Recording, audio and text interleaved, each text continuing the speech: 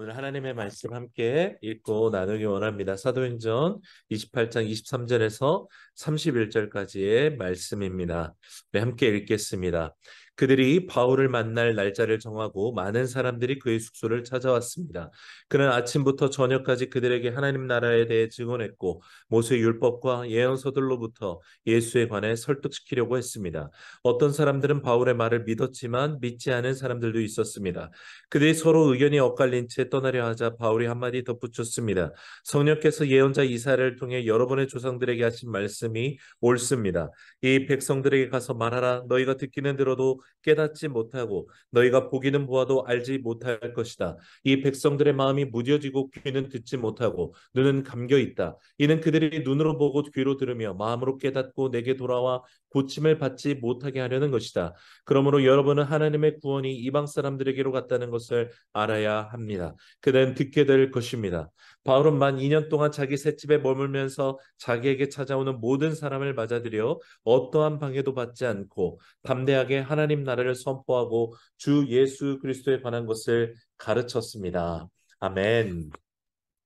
오늘 말씀은 사도행전의 마지막 말씀입니다. 30절 말씀대로 바울은 로마에서 만 2년 동안이나 셋집에서 자기를 찾아오는 모든 사람들에게 복음을 전할 수 있었습니다. 누가가 이에 대해서 31절에 이렇게 말하죠. 어떠한 방해도 받지 않고 담대하게 하나님 나라를 선포하고 주 예수 그리스도에 관한 것을 가르쳤습니다라고 말합니다. 여러분, 바울은 미결수였지만 재판을 앞둔 죄수에 가까운 신분에 불과했습니다. 그런데도 불구하고 그가 어떠한 방해도 받지 않고 예수님을 전할 수 있었다라는 것이죠. 로마에 오기 전까지 바울은 유대인에게는 죽어 마땅한 죄인으로 육체는 결박당해서 복음을 전하는 것이 끊임없이 방해받았지만 바울의 영혼과 이 복음의 흥왕케 됨은 결코 막을 수 없었던 것과 마찬가지로 계속해서 이 일들이 이어지고 있는 것입니다.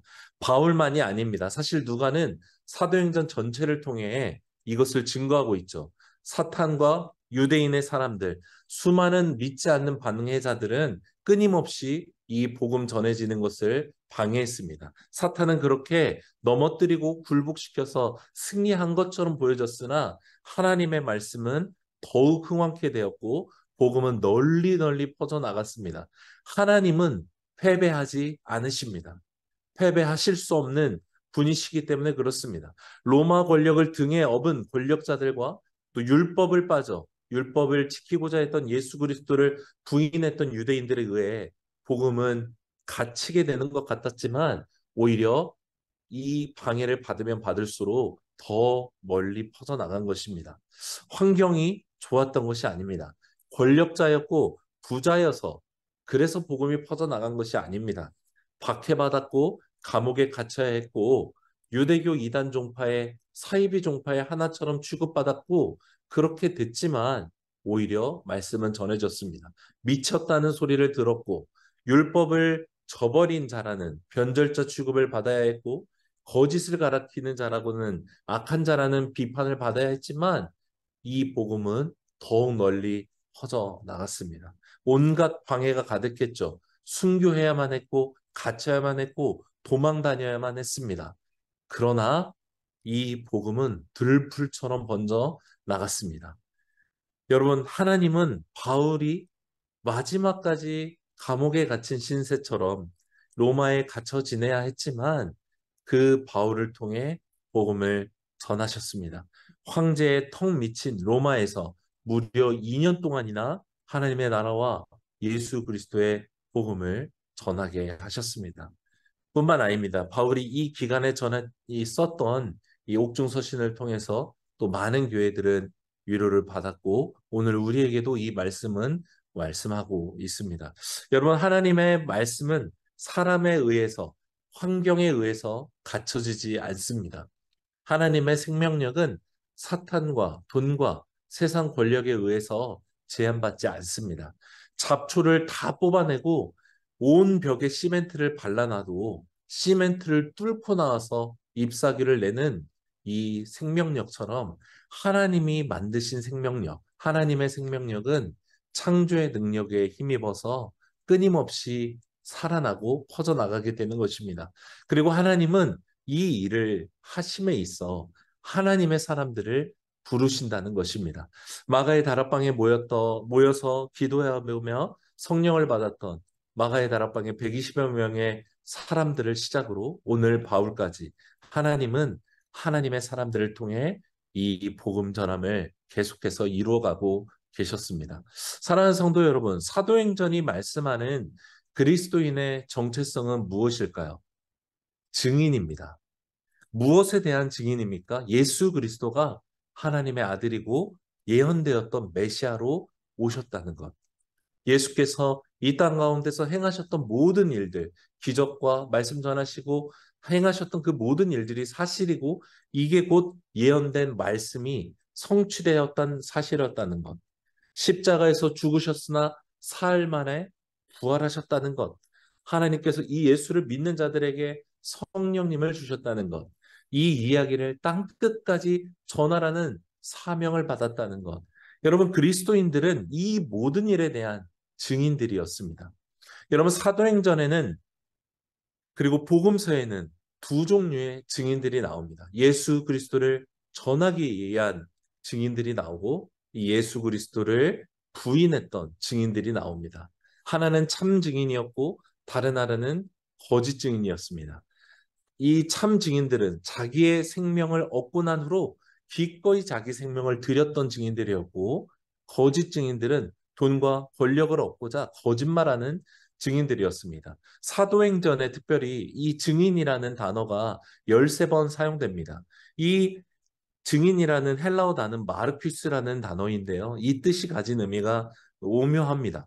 증인이라는 뜻과 순교자라는 뜻으로 사용됐습니다. 증인이 갖고 있는 무게는 순교를 각오해야만 참된 증인으로서 살아갈 수 있다라고 이 의미가 우리에게 말씀하고 있는 것 같습니다. 여러분 혹시 어떤 일에 증인이 되어 보신 적이 있으십니까? 교통사고를 목격했거나 어떤 폭력 사건이나 억울한 사기 사건을 목격했거나 그 증거를 가지고 있어서 증인이 되어 보기만 해도 그 과정에서 증인으로 선다는 것이 얼마나 피곤하고 두려운 일인지를 경험하게 됩니다. 오히려 내 기억이 맞나 재차 확인하게 되고 혹시나 내가 잘못 본 게 아닌가 스스로 점검하는 일들이 일어나게 됩니다. 왜 그러냐 하면 내 증언으로 누군가는 살게 되거나 죽게 되기 때문에 그렇지요. 그래서 증인이 되기로 결정하는 순간 그 인생의 무게는 이전과는 완전히 달라지게 되는 것이죠. 원하지 않는 모함과 비판을 받게도 됩니다. 거짓 증인들에 의해서 오히려 참소당하기도 합니다. 증언을 막기 위해 오는 위험과 고통을 당하기도 합니다. 그래서 사람들은 증인 되기를 거부합니다. 블랙박스처럼 이런 명확한 자료가 있으면 제공해 줄지언정 직접 증언하기를 꺼려합니다.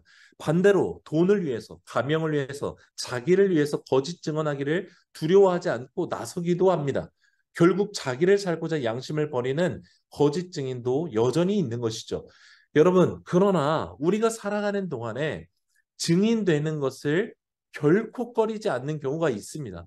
증인이 되기를 간절히 원하는 경우가 있죠. 그것은 바로 내 사랑하는 가족이 억울한 일을 당했거나 억울한 일로 인해 죽게 된 일을 만나게 되면 그 누구도 증인되기를 꺼려하지 않습니다. 사랑하는 사람이 어려운 일을 당하게 되면 견딜 수 없게 되는 것이죠. 사랑하는 사람을 지키고자 기꺼이 증인되기를 원하는 것입니다.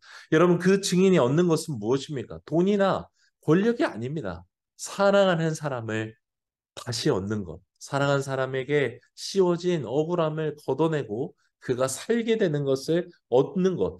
이것을 위해 기꺼이 자기의 모든 것을 들여 증인이 되는 것입니다. 여러분, 여기에 바로 그리스도 예수께서 이 땅에 오신 이유가 명확하게 드러납니다. 예수님은 하나님이셨습니다. 그런데 이 예수님은 하나님의 사랑이 얼마나 크시고 얼마나 그 사랑이 지금까지 계속되는지를 보여주시기 위해서 스스로 증인되어 이 땅에 오신 것이고 죽으심으로 그 사랑을 확증해 보이신 것입니다. 로마서 5장 8절 말씀대로 우리가 아직 죄인 되었을 때 그리스도께서 우리를 죽으심으로 하나님께서 우리를 향한 자기의 사랑을 확증하신 것입니다. 전혀 증인으로 나설 필요가 없는 분이신데, 증언하실 필요가 없는 분이신데, 그럴 가치가 없는 죄인들을 위해 하나님이신 예수님께서 우리를 위해 죽으심으로 우리의 무죄함을 입증하신 것입니다. 왜 그렇습니까? 죄로 인해 죽어가는 우리를 모른 척 하실 수 없는 분이셨기 때문입니다. 사랑하셨기 때문에 주님이 죽으신 것입니다. 사람들은 말합니다. 왜 예수가 나를 위해 죽었다라고 말하느냐? 그것은 바로 주님이 우리를 사랑하실 수밖에 없는 분이셨기 때문에 그렇습니다. 가족이요. 우리를 만드신 분이셨기 때문에 하나님은 증언할 값어치라고는 하나도 없는 것 같은 때, 곧 우리가 주인 되었을 때 우리를 위해 증언하시기를, 또 증인의 증표로서 순교하시기를 전혀 부끄럽게 여기지 않으셨습니다. 히브리서 12장 2절에 말씀합니다. 믿음의 주요 온전케 하신 예수를 바라보자. 그는 그 앞에 있는 기쁨을 위해 십자가를 참으사 부끄러움을 개의치 아니하시더니 하나님 보좌 우편에 앉으셨느니라 라고 말씀해요. 예수님은 십자가에서 죽으시기까지 수많은 조롱과 무시를 당하셨습니다. 참으셨어요. 온갖 수치와 비난을 당하셨으나 참으셨어요. 왜 그렇습니까? 우리를 살리기 위해, 우리를 위해 증언하시기 위해 하나님의 권세를 사용하지 않으셨고 죄인으로 죽으시기를 결정하신 것입니다. 사랑하셨기 때문에 증인으로 순교하신 것입니다. 사랑하는 여러분, 예수 그리스도를 만나 믿는 사람은 바로 이 증인의 삶 가운데 들어가게 되는 것입니다. 당신은 어떤 정체성으로 예수님을 믿고 살아가고 계십니까? 증인입니까? 나를 사랑하사 나를 위하여 자기 자신을 버리신 예수님을 믿는 믿음 안에서 살고 있느냐는 것입니다. 증인은 순교합니다. 증인은 자기를 부인하고 자기의 육신을 위해 사는 것을 멈춥니다. 그리고 자기 십자가를 지고 바로 예수 그리스도를 전하는 것입니다. 증인은 환경으로 인해 절망하거나 멈추지 않습니다. 배신하거나 그 길을 떠나지 않습니다. 요한일서 1장 1절 말씀 그대로 들은 것과 본 것과 자기가 만진 것을 전하는 자입니다. 그러나 사탄은 어느새 우리로 하여금 이 예수 그리스도의 증인으로 살지 못하도록 만드는 것입니다. 우리를 살리기 위해 죽으신 예수님의 사랑을 값싼 사랑으로 만들어버리고 잊혀져버린 사랑으로 만들기 위해서 우리의 눈과 우리의 혀와 귀와 마음과 생각을 사로잡기 위해 우는 사자처럼 우리를 시시때때로 노리고 있는 것입니다. 베드로 사도는 반복해서 말씀합니다. 정신을 차리고 깨어 근신하여 기도하라. 정신을 바짝 차리고 깨어 있으라. 원수인 악마가 사자처럼 먹이를 찾아 돌아다니고 있다라고 우리에게 말씀합니다. 여러분, 증인이어도 본 게 있고 분명 들은 게 있고 만났다 할지라도 증인으로 살지 않으면 이 증인됨을 잃어버리게 됩니다. 기억나지 않고 내가 본 게 정말 맞았나? 내가 경험한 것이 진짜였나? 오히려 스스로 흐릿해지게 되는 것입니다. 그러다 어느새 매수되어서 거짓 증인하는 증인처럼 참된 증인에서 거짓 증인의 길로 들어서게 되는 것이죠. 사탄은 바로 증인된 우리에게 이 증인의 삶을 살지 못하게 만드는 것입니다. 오늘 사도행전의 마지막 말씀 앞에서 사도행전 처음에 우리에게 말씀하시고 사명을 부여하시는 하나님의 말씀을 우리가 다시 한번 듣고 새기길 원합니다. 그 말씀은 바로 너무나 유명한 말씀, 사도행전 1장 8절 말씀입니다. 오직 성령이 너희에게 임하시면 너희가 권능을 받고 예루살렘과 온 유대와 사마리아와 땅 끝까지 이르러 내 증인이 되리라 말씀하십니다. 여러분, 그리스도인이 되어 성령의 세례를 받은 사람의 정체성이 무엇라 말씀하십니까? 권능 받는 것 자체가 목적이 아닙니다. 성령을 받아 막 열방을 다녀 멋지게 신앙생활하는 사람이 되는 거 이게 아닙니다. 증인이 되리라. 증인으로 사는 것. 이것이 바로 하나님의 부르심인 것입니다. 증인은 자기가 본 것만을 말하면 됩니다. 자기가 경험한 것만을 말하는 것이 바로 증인입니다. 여러분, 나면서부터 보지 못했던 맹인이 예수님으로 인해 보게 되고 이 예수님의 기적 행함으로 굉장히 불편했던 유대인들에게 추궁을 받게 되죠. 엄마조차 유대인들 사이에서 쫓겨나게 될까 봐 두려움으로 아들에게 직접 물어보라고 미룰 정도였어요. 그때 추궁을 받던 이 나면서부터 보지 못했던 사람이 하는 말이 무엇입니까? 다른 건 모르겠고 전에는 내가 보지 못했으나 이제는 내가 본다. 그리고 그 일을 행한 분이 예수님이시다라고 말할 뿐이었습니다. 여러분, 하나님도 우리에게 다른 걸 요구하는 게 아니에요. 남들처럼 사도 바울처럼 어떤 큰 간증을 원하시는 것이 아닙니다. 더 큰 헌신을 하고 더 많은 고생을 하라고 말씀하시는 것이 아니에요.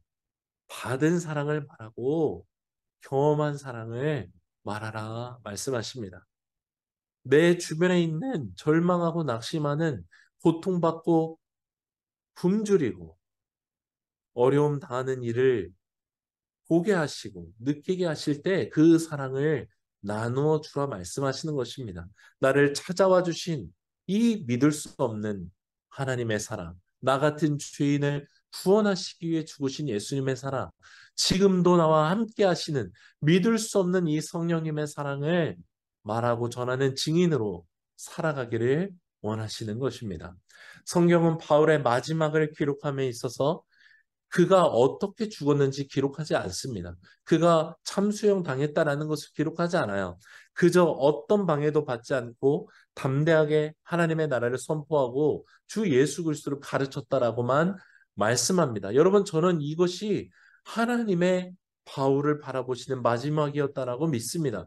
죽음을 보지 않고 하나님께 올라간 에녹처럼 하나님께서 직접 무덤을 찾을 수 없게 만드셨던 모세처럼 이방인의 사도로 자기의 모든 인생을 들여버렸던 이 바울의 마지막을 하나님은 누가로 하여금 기록하지 않게 합니다. 그의 마지막은 하나님께로 연결되어진 채로 사라지는 것입니다. 그리고 이 바울이 경주했던 이 바통을 하나님께서는 오늘 우리에게도 건네주신 것이죠. 이 바통을 이어받아 증인으로 사는 자는 바로 사도행전 29장을 이어서 써갈 수 있도록 만들어 주신 것입니다. 사랑하는 여러분, 온누리 교회는 한국에 수많은 교회가 있을 때에 사도행전에 바로 그 교회를 세우라는 비전으로 시작된 교회입니다. 그래서 온누리 교회 표가 엑지 29, 사도행전 29장을 써가는 교회가 되기를 지금도 꿈꾸는 교회인 것입니다. 일대 목사였던 하영정 목사님은 2011년 7월 마지막 날 31일 주일에 복음을 전하시고 말씀을 전하시는데 요한복음 4장 말씀으로 수가성 여인을 찾아오신 예수님을 말씀하면서 복음을 전하는 삶을 선포했어요. 그런데 그날 밤 뇌출혈이 시작되었고 이틀 후에 아침에 돌아가시게 됩니다. 몰랐어요. 목사님 본인도 주치의도 가족들도 성도들도 그게 마지막 목사님의 설교가 될 거라고는 아무도 알지 못했어요. 하 목사님의 마지막 설교는 무엇이었는가? 바로 복음과 교회에 대한 것이었습니다. 그분의 오늘의 삶이 복음으로 가득 차 있었기 때문에 마지막 말도 복음과 교회로 끝을 맺을 수 있었습니다. 바울이 바로 그랬던 것처럼, 그리고 예수께서 그러셨던 것처럼 오늘 우리의 삶이 복음으로 살아가야만 여러분 우리의 마지막 삶도 증인된 이 복음의 삶을 살 수 있을 것입니다. 받은 사랑을 잃지 않고 그 사랑으로 오늘을 살아가는 우리의 인생 되기를 원하는 것입니다. 그리고 우리가 이 땅을 떠나 하나님의 부름을 받게 되는 그날 우리에게서 기억되는 말, 사람들에게 마지막으로 남겨지고 기억되는 말이 오직 복음이 되기를 간절히 소망합니다.